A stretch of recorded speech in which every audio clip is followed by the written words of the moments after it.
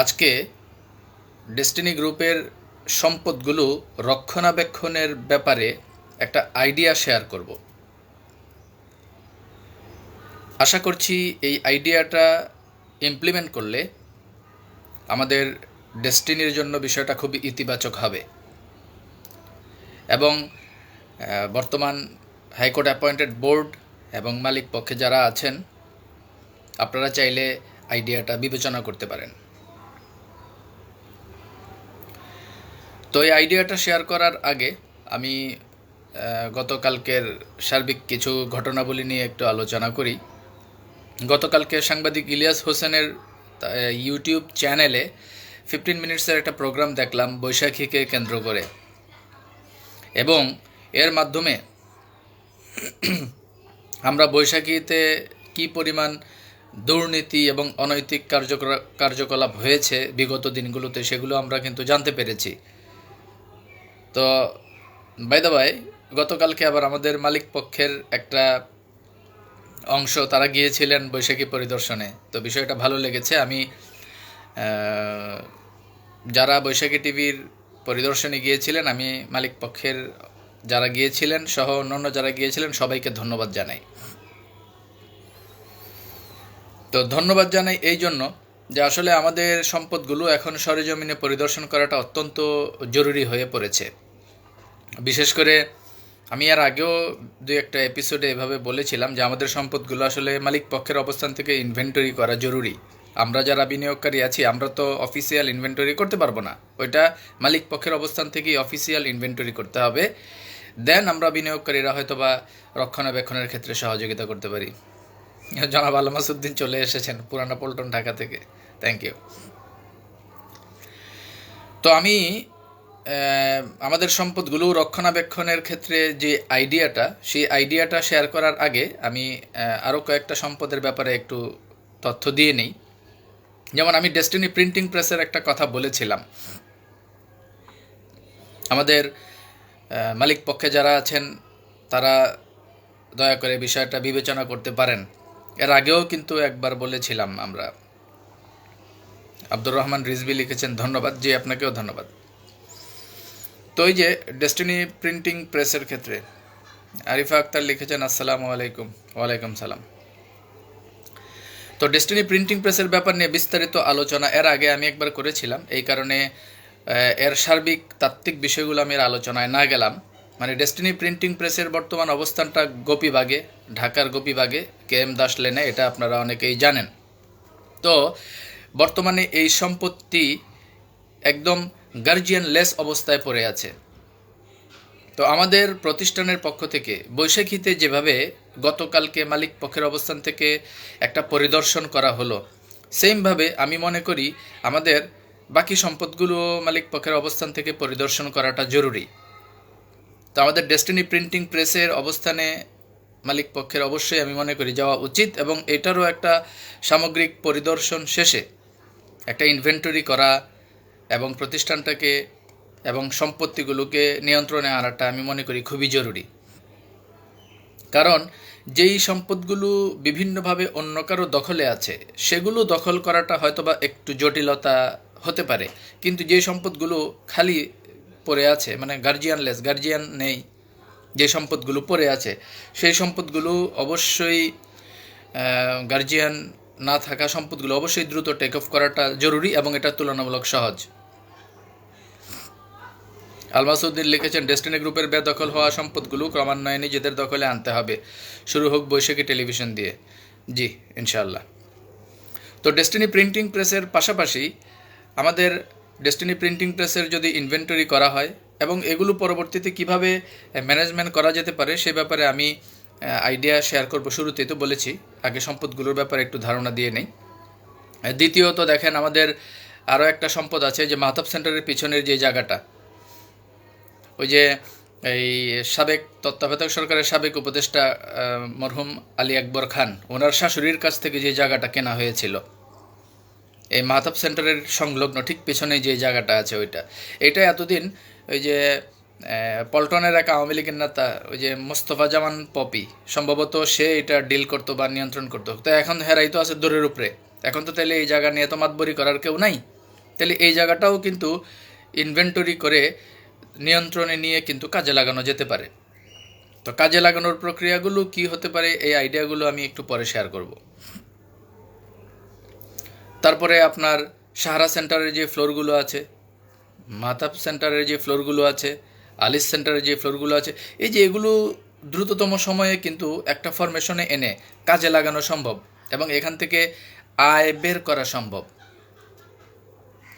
তো এই ব্যাপারগুলো নিয়ে আমরা বিস্তারিত আলোচনা এখন করব। তো মালিক পক্ষে যারা আছেন, আমি আপনাদের কাছে বিনয়ের সাথে আবেদন করতে চাই, মানে আপনারা দয়া করে ডরায়েন না। মানে এখন আসলে একদম খুব ইজিলি সম্পদগুলো কিন্তু নিয়ন্ত্রণে আনা সম্ভব।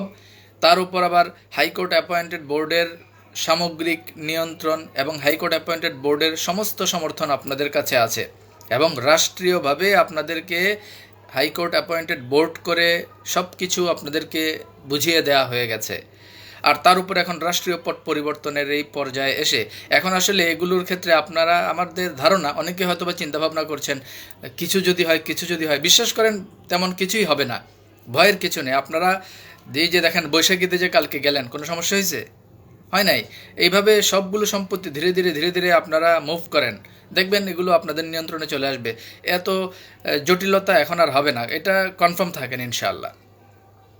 তো সেই ক্ষেত্রে আমি মালিক পক্ষের কাছে এই সম্পত্তিগুলোর ব্যাপারে যথাযথ উদ্যোগ নেওয়ার জন্য বিনীতভাবে আহ্বান করছি। যেহেতু গতকালকে আপনারা একটা প্যানেল বৈশাখীতে গিয়েছেন, আমাদের এই বিষয়টা ভালো লেগেছে যে সম্পত্তিগুলো আস্তে আস্তে আমাদের হাইকোর্ট অ্যাপয়েন্টেড বোর্ডের নিয়ন্ত্রণে আনার জন্য আপনারা কাজ করছেন। আর আরও একটা বিষয়, যে কিছু বেকুব আছে, তারা বলে, এই বিশেষ করে যে দালাল গোষ্ঠীর অংশগুলো বলে আর কি, যে মাল্টিপারপাসের সম্পদ মাল্টিপারপাসের মাধ্যমে নিয়ন্ত্রিত হবে, ট্রি প্ল্যান্টেশনের সম্পদ ট্রি প্ল্যান্টেশনের মাধ্যমে নিয়ন্ত্রিত হবে, এই বোর্ডের কোনো এখতিয়ার নাই, ওই দালাল গোষ্ঠী কিন্তু বলে। তো এগুলো তো অমূলক এবং এগুলো তো অযৌক্তিক। আপনারা হাইকোর্টের রায় তো আমাদের চেয়ে আপনারা আরও ভালো জানেন। মালিক পক্ষে যারা আছেন, বিশেষ করে হাইকোর্ট অ্যাপয়েন্টেড বোর্ডের অনারেবল চেয়ারম্যান জনাব প্রশান্ত ভূষণ বড়ুয়া এবং ম্যানেজিং কোঅর্ডিনেটর জনাব আশরাফুল আমিন সহ হাইকোর্ট অ্যাপয়েন্টেড বোর্ডের যারা আছেন, আপনারা তো রায়টা ভালো করেই জানেন। এবং এই টোটাল সম্পদগুলো সেটা যে কোনো প্রতিষ্ঠানেরই হোক, যে কোনো সিস্টার কনসার্নেরই হোক, সেটা ট্রি প্ল্যান্টেশন হোক, মাল্টিপারপাস হোক, ডেস্টিনি ডেভেলপার্স হোক, হোয়াট এভার ইট ইজ, এই সমস্ত সম্পদগুলো মানে অ্যাকুমুলেশনের রেসপন্সিবিলিটি কিন্তু রাষ্ট্র আপনাদেরকে দিয়েছে। অতএব সমস্ত সম্পত্তি মেনটেন করা এবং এগুলোকে অ্যাবজর্ব করার এখতিয়ার কিন্তু রাষ্ট্র আপনাদেরকে দিয়েছে। অতএব কোনটা মাল্টিপারপাসের কোনটা ট্রি প্ল্যান্টেশনের, এগুলো নিয়ে আসলে এত মানে আলাদা আলাদা করার কোনো প্রয়োজন নাই, সুযোগও নাই, দরকারও নাই। তো এই কারণেই যে কোনো ধরনের রেসপন্সিবিলিটির এখতিয়ার হাইকোর্ট যেহেতু আপনাদেরকে দিয়েছে, আপনারা নির্দ্বিধায় এই কাজগুলো করতে পারেন। তো এবার আসি সেই আইডিয়াটার ব্যাপারে। যেমন দেখেন, আমি একটা উদাহরণ দিই। আমাদের পিএইচডি ফোরামের দায়িত্বশীল একজন ব্যক্তি জনাব বোরহানউদ্দিন শিকদার, উনি আমার সাথে একটা বিষয় শেয়ার করেছিলেন কয়েকদিন আগে। বিষয়টা আমার খুব ভালো লেগেছে। এই যে আমাদের মাহতাব সেন্টারের পাশের যে জায়গাটা, এই যে তত্ত্বাবধায়ক সরকারের সাবেক উপদেষ্টা মরহুম আলী আকবর খানের শাশুড়ির কাছ থেকে যে জায়গাটা কেনা, এই জায়গাটা দেখেন ফাঁকা কিন্তু পড়ে আছে এবং মাঝখানে একটা সময় প্রায় কয়েক লাখ টাকা খরচ করে এখানের ময়লাগুলো পরিষ্কার করে কিন্তু জায়গাটাকে সমান্তরালভাবে পরিষ্কার করে একটা ফ্রেশ একটা জায়গা করা হয়েছিল। কিন্তু এরপর এটা আবার কিন্তু ময়লা টলা হয়ে গেছে। তো এটা যদি ব্যবহারের মধ্যে থাকতো, মানে ইউজিংয়ের মধ্যে থাকতো, তাহলে কিন্তু এই প্রবলেমটা হতো না। তো উনি একটা বিষয় আমার সাথে শেয়ার করেছিলেন, বিষয়টা আমার ভালো লেগেছে বিধায় আপনাদের সাথেও শেয়ার করছি, যে দৈনন্দিন বাজার এখানে যদি বসানো যায়, ডেইলি বেসিসের বাজার, এটা কিন্তু আপনার প্রথমত একটা আয়ের মাধ্যম হতে পারে। আপনাদের হাইকোর্ট অ্যাপয়েন্টেড বোর্ডকে উদ্দেশ্য করে বলছি, এটা আপনাদের একটা আয়ের মাধ্যম হতে পারে। যেমন এই যে ডেইলি বেসিসে যে বাজারগুলো বসে, এগুলোতে কিন্তু কোনো দোকান বসানো হয় না এবং কোনো স্থায়ীভাবে দোকানের খুঁটি টুটিও গাড়া হয় না, যার কারণে এখানে জায়গা দখলেরও কিন্তু কোনো টেনশন নাই, যে আপনারা এখানে দোকান দিলে কেউ জায়গা দখল করে ফেলবে বা অমুক করে ফেলবে, এরকম কোনো টেনশনও কিন্তু নাই। কারণ কি, এই যে দৈনন্দিন যে বাজারগুলো আপনি দেখবেন, আইডিয়াল স্কুলের সামনে কিন্তু আপনার প্রায় হলিডে মার্কেট বসে সপ্তাহে একদিন বা 2 দিন, এরকম মানে দৈনন্দিন বাজার। সবাই যার যার মতো করে এসে তাদের মান সামানা নিয়ে সকালে বসবে, সারাদিন ব্যবসা করে সন্ধ্যার দিকে চলে যাবে। অতএব আপনাদের তো জায়গা দখলের তো কোনো দখল হয়ে যাবে বা বেদখল হয়ে যাবে এরকম কোনো টেনশন নাই। আপনারা চাইলে এই কাজটা করে এখান থেকে কিন্তু একটা আয়ের ব্যবস্থা বের করতে পারেন। তারপরে মাহতাব সেন্টারের যেই সাহারা সেন্টারের যে ফ্লোরগুলো 6টা ফ্লোর, এই টোটালি কিন্তু ফ্লোরগুলো একদম খালি পড়ে আছে। এখন এই ফ্লোরগুলোর ক্ষেত্রে এই ইউটিলাইজেশন চাইলে করা যেতে পারে। যেমন সাহারা সেন্টারের যেই দ্বিতীয় তলার যে ফ্লোরটা, দ্বিতীয় তলা বলতে প্রথম তলায়, কিন্তু এটা হিসাবে যে গ্রাউন্ড ফ্লোরের পরে আর কি উপরে যে লিফটের অপোজিটে যে খালি জায়গাটা, এটা কিন্তু চাইলে একটা চমৎকার রেস্টুরেন্ট দেওয়া যেতে পারে অথবা অনেক কিছুই করা যেতে পারে। এনিওয়ে, সেটা অফিসিয়াল অ্যাডমিনিস্ট্রেশনের জন্য ব্যবহার করা হোক অথবা রাষ্ট্রীয় অথবা ব্যবসায়িক যে কোনো কাজে ব্যবহার করা হোক, মানে এগুলো যদি ব্যবহারের মধ্যে থাকে তাহলে প্রথমত এখান থেকে প্রতিষ্ঠান একটা সাপোর্ট পাবে। দ্বিতীয়ত যদি ব্যবসায়িক কোনো বিষয়ে যদি চিন্তাভাবনা করা হয়, এইখান থেকেও কিন্তু প্রতিষ্ঠান একটা ব্যবসায়িক সার্ভিসও পেতে পারে। আর প্লাস পয়েন্ট হলো সম্পদটা ব্যবহারের মধ্যে থাকবে। তো এইরকমভাবে অনেকগুলো কাজ কিন্তু করা যেতে পারে। তো এই কাজগুলো করার ক্ষেত্রে এইবার আসি সেই আইডিয়াটা নিয়ে। যেমন ধরেন আমি একটা উদাহরণ দিই, আমাদের যে ধরেন টঙ্গীর যে জায়গাটা, এখন টঙ্গীর জায়গার কথা বলেন, এই জায়গাটা কিন্তু বেদখল না, এটা আমাদের কিন্তু কি দখলে আছে। তারপরে আপনার এই যে মাহতাব সেন্টারের পেছনে যে জায়গাটার কথা বললাম, এটাও কিন্তু আমাদের বেদখল না, দখলে আছে। ডেস্টিনি প্রিন্টিং প্রেস খালি পড়ে আছে। এরকম যেগুলো ধরেন বিভিন্নভাবে বিভিন্ন প্রতিষ্ঠানের মাধ্যমে দখলে আছে সেগুলোর কথা না হয় বাদ দিলাম, কিন্তু যেগুলো দখলে আছে সেগুলো কিভাবে নিয়ন্ত্রণ করা যেতে পারে বা কিভাবে আয়ের ব্যবস্থা করা যেতে পারে, সেক্ষেত্রে যেমন সে ফর এক্সাম্পল মালিক পক্ষ চাইলে এই বিষয়গুলো করতে পারেন। আমি উদাহরণস্বরূপ বলছি, যেমন আমাদের যে টঙ্গীর জায়গাটা, এই টঙ্গীর জায়গাটাকে যদি একটা এরকমভাবে কমিটি করে দেওয়া হয়, যেমন ধরেন একজন বা দুইজন বা কয়েকজন ডায়মন্ড এবং সাথে আরও 15-20 জন পিএইচডিকে সমন্বয় করে যদি এক একটা জায়গার রেসপন্সিবিলিটি বুঝিয়ে দেওয়া হয়, এতে করে দুইটা কাজ হবে। প্রথমত, এই জায়গাগুলোকে তত্ত্বাবধান এবং হেফাজতের দায়িত্ব পাওয়ার মাধ্যমে ওই সংশ্লিষ্ট পিএইচডিরা এবং সংশ্লিষ্ট ডায়মন্ডরা কিন্তু অ্যাক্টিভ হয়ে যাবেন অটোমেটিক্যালি। আর দ্বিতীয়ত, এই প্রতিষ্ঠানের পক্ষ থেকে পিএইচডি এবং ডায়মন্ডরা ওই সম্পদের রক্ষণাবেক্ষণ এবং হেফাজতের ক্ষেত্রে যখন প্রতিষ্ঠানের পক্ষ থেকে একটা রেসপন্সিবিলিটি পাবেন, অটোমেটিক্যালি মালিক পক্ষের সাথে ডায়মন্ড, পিএইচডি সবার সাথে সবার একটা ইন্টারপার্সোনাল রিলেশন ডেভেলপ হয়ে যাবে অটোমেটিক্যালি। একদিকে ব্যবসায়িক কার্যক্রমের মাধ্যমে একটা সম্পর্ক ডেভেলপ হচ্ছে, পাশাপাশি এই ধরনের কার্যক্রম যদি সেট করা হয় তাহলে পরিচালকদের সাথে, মালিক পক্ষের সাথে, শেয়ার হোল্ডারদের সাথে, ডায়মন্ডদের সাথে, পিএইচডিদের সাথে এবং রুট লেভেলে সবার সাথে সবার একটা চমৎকার সমন্বয় তৈরি হবে। এবার আসি ডেস্টিনি প্রিন্টিং প্রেসে। ধরেন ডেস্টিনি প্রিন্টিং প্রেসের রেসপন্সিবিলিটির ক্ষেত্রে যদি একজন পরিচালক, কয়েকজন ডায়মন্ড এবং কয়েকজন পিএইচডিকে সমন্বয় করে যদি ওইটার একটা রেসপন্সিবিলিটি দিয়ে দেওয়া হয়, তাহলে ওইখান থেকেও কিন্তু একটা আয়ের পথ বের করা যেতে পারে। পাশাপাশি পরিচালকদের সাথে, ডায়মন্ডদের সাথে, পিএইচডিদের সাথে একটা চমৎকার সমন্বয় কিন্তু তৈরি হবে এবং যারা দায়িত্ব পাবেন ডেস্টিনি প্রিন্টিং প্রেসের বিষয়গুলো মেনটেন করার ক্ষেত্রে, এই পিএইচডি ডায়মন্ডরাও কিন্তু অটোমেটিক্যালি কী হয়ে যাবেন, অ্যাক্টিভ হয়ে যাবেন। সেমভাবে ধরেন আমাদের মাহতাব সেন্টারের পাশের যেই জায়গাটা, ধরেন এটার ক্ষেত্রে যদি একটা রেসপন্সিবিলিটি এরকম হয় যে এক বা একাধিক পরিচালক থাকলেন, তাদের সাথে কিছু ডায়মন্ড এবং বেশ কিছু পিএইচডিদেরকে যদি এটার তদারকির জন্য রেসপন্সিবিলিটি দেওয়া হয়, তাহলে সেমভাবে পরিচালকদের সাথে, ডায়মন্ড এক্সিকিউটিভদের সাথে, পিএইচডিদের সাথে সবার একটা ইন্টারপার্সোনাল কমিউনিকেশন তৈরি হবে এবং যারা দায়িত্ব পাবেন তারা কিন্তু অটোমেটিক্যালি অ্যাক্টিভ হয়ে যাবেন। যে সকল পিএইচডি এবং যে সকল ডায়মন্ডরা এই দায়িত্বগুলো পাবেন তারা অটোমেটিক্যালি কী হয়ে যাবেন, প্রতিষ্ঠানের পক্ষে অ্যাক্টিভ হয়ে যাবেন, যেটা আমাদের প্রতিষ্ঠানের জন্য কাজে লাগবে। পাশাপাশি আপনার সম্পদ রক্ষার পাশাপাশি ডিন ভেরিফিকেশন, ডিন অ্যাক্টিভেশন এবং ব্যবসায়িক কার্যক্রমের মাধ্যমে সবার অ্যাক্টিভিটিস বা সবাই অ্যাক্টিভ হওয়ার বিষয়টা তো আছেই। তো আমি এই কথাটা বললাম এই জন্য, মালিক পক্ষ চাইলে এই বিষয়টা বিবেচনা করতে পারেন। এতে করে প্রথমত আমাদের যে সম্পত্তিগুলো যেগুলো বেদখল নয়, খালি পড়ে আছে, এগুলোকে চাইলে ইউটিলাইজ করার মাধ্যমে প্রথমত একটা আয়ের পথ তৈরি হতে পারে। দ্বিতীয়ত, যাদেরকে পিএইচডি এবং ডায়মন্ড হিসেবে যাদেরকে তদারকি করার দায়িত্ব দেওয়া হবে পরিচালকদের নিয়ন্ত্রণে, তখন ওই পিএইচডি এবং ডায়মন্ডরাও কিন্তু অটোমেটিক্যালি অ্যাক্টিভ হয়ে যাবেন। যারা অ্যাক্টিভ অলরেডি আছেন আরও অ্যাক্টিভ হয়ে যাবেন প্রতিষ্ঠানের কাজের স্বার্থে। আর তৃতীয়ত, এই সার্বিক পর্যায়ে গত এক যুগের এই গ্যাপটা পূরণ হয়ে যাবে ধীরে ধীরে। পরিচালকরা, শেয়ার হোল্ডাররা, ডায়মন্ড এক্সিকিউটিভরা এবং পিএইচডিরা সবার সাথে সবার একটা চমৎকার সমন্বয় এবং ইন্টারপার্সোনাল কমিউনিকেশন তৈরি হবে। তো আশা করি এই বিষয়টা অত্যন্ত উপকারী এবং ফ্রুটফুল হবে মালিক পক্ষের জন্য। হাইকোর্ট অ্যাপয়েন্টেড বোর্ডের অনারেবল চেয়ারম্যান জনাব প্রশান্ত ভূষণ বড়ুয়া এবং honourable managing coordinator destiny 2000 limited জনাব আশরাফুল আমিন সহ হাইকোর্ট অ্যাপয়েন্টেড বোর্ডের যারা আছেন, মালিক পক্ষে যারা আছেন, আপনারা চাইলে বিষয়টা বিবেচনা করতে পারেন। তো যাই হোক, এই মুহূর্তে আপনারা জানেন নিশ্চয়ই যে আমরা এখন যখন কথা বলছি জাস্ট অ্যাট এ টাইম এই মুহূর্তেই ডেস্টিনি ডেভেলপমেন্ট কমিটির মিটিংও চলছে আলিস সেন্টারে। এটা আমরা হয়তোবা অনেকেই দেখেছি বা অনেকেই হয়তোবা জানেন। এনিওয়ে, সম্পত্তির ব্যাপারগুলো তো গেল, এবার আমরা একটু আমাদের দাপ্তরিক কার্যক্রমের ব্যাপারগুলো নিয়ে একটু আলোচনা করি।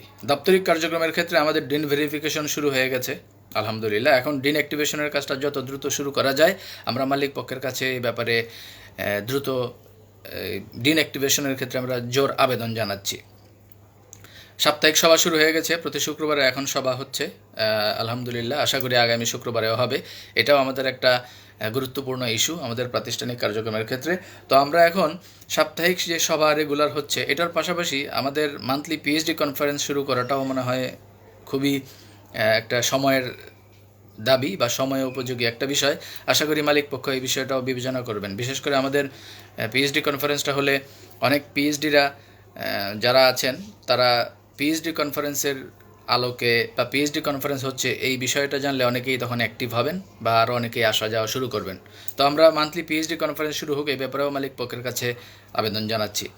এর বাইরে আমাদের মার্কেটিং প্ল্যান দ্রুত চূড়ান্ত করা হোক, তারপর কাস্টমার সার্ভিস, তারপর স্পোক্স পারসন নিয়োগ এবং ফেসবুক পেজ এবং ইউটিউব চ্যানেল এবং এই সার্বিক বিষয়গুলো নিয়ে তো এর আগেও আমরা কথা বলেছি। আশা করছি এগুলো দ্রুততম সময়ে মালিক পক্ষের অবস্থান থেকে আমরা এই সার্ভিসগুলো পাব। তো এবার আসি একটু অন্য প্রসঙ্গে। আমি বিনিয়োগকারীদের আসলে দুঃখ দুর্দশার যে ব্যাপার যেগুলো আছে এগুলো নিয়ে গত প্রোগ্রামে কিছু তথ্য দিয়েছিলাম। তো আজকেও আরও কয়েকজন ব্যক্তির তথ্য একটু দিই।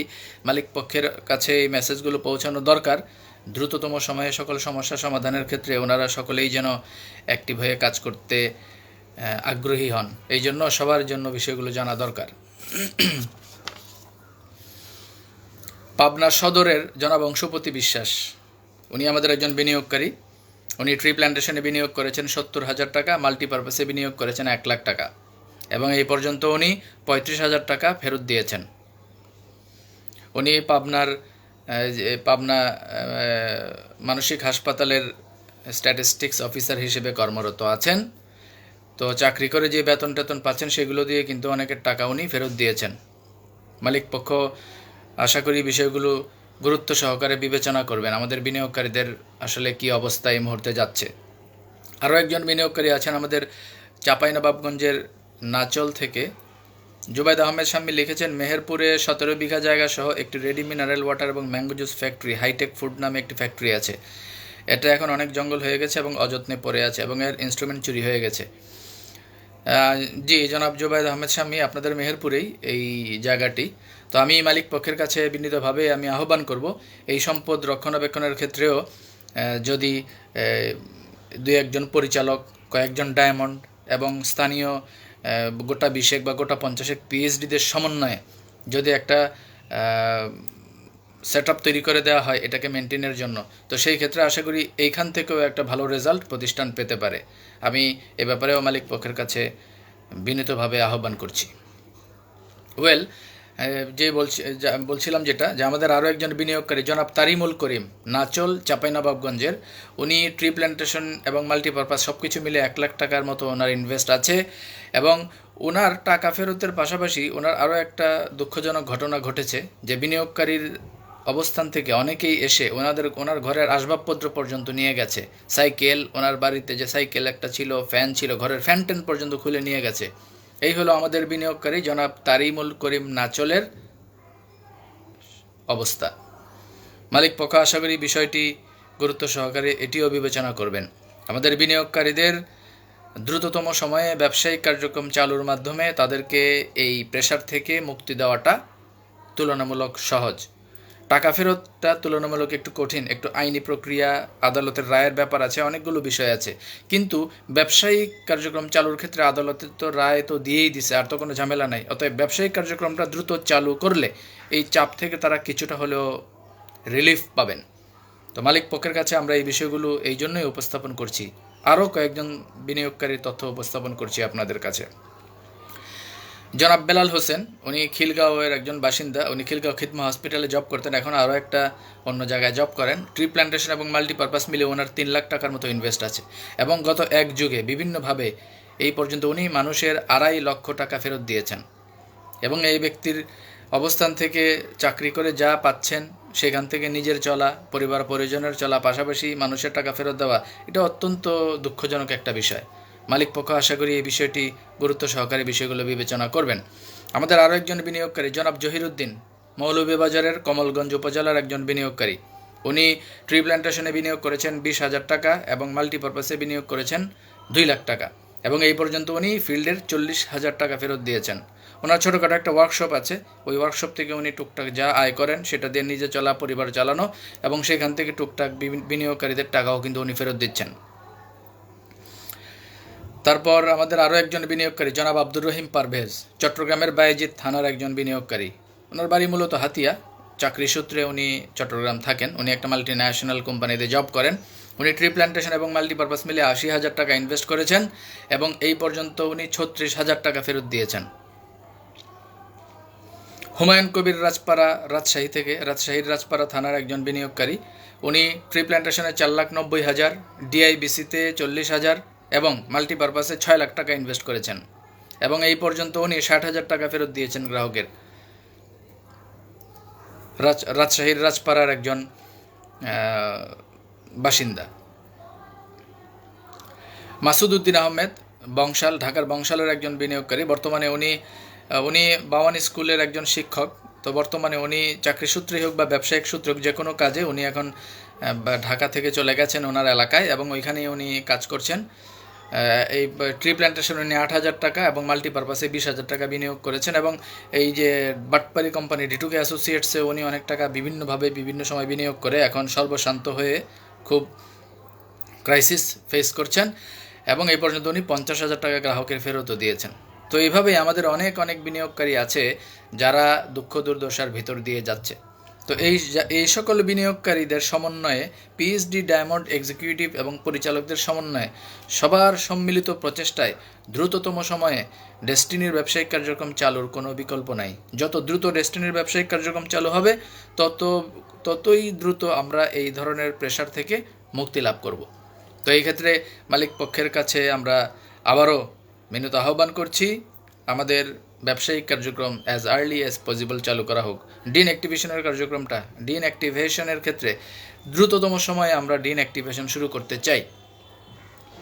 এক্ষেত্রে আশা করি মালিক পক্ষ দ্রুত বিষয়টা শুরু করবেন।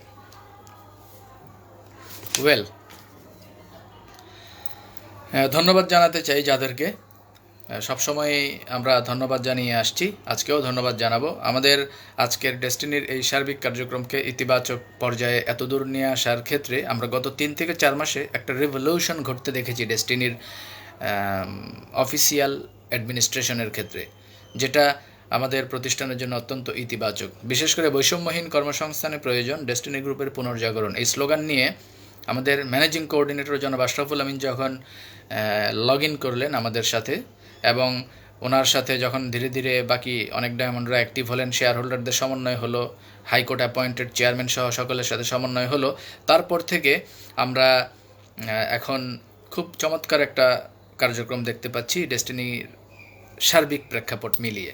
জোবায়েদ আহমেদ শাম্মী লিখেছেন, একজন দ্রুততম সময়ের মধ্যে মার্কেটিং প্ল্যান চাই। জি, দ্রুততম সময়ে আমরাও আমাদের মার্কেটিং প্ল্যান চাই।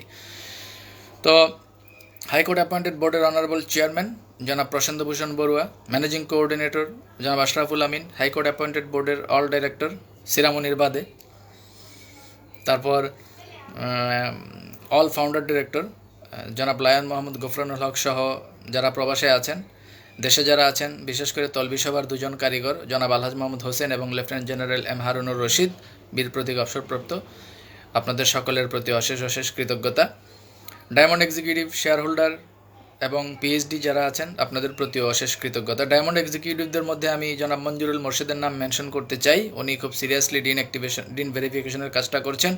এর বাইরে diamond executive S M Kamruzzaman এবং আরও অনেকেই কাজ করছেন। আর ডায়মন্ড এক্সিকিউটিভ জনাব শামসুল আলম, বিশেষ করে ডায়মন্ডদেরকে সমন্বিত করার ক্ষেত্রে এবং ডায়মন্ডদের কোঅর্ডিনেশনের কাজটা জনাব শামসুল আলম অত্যন্ত চমৎকারভাবে করছেন।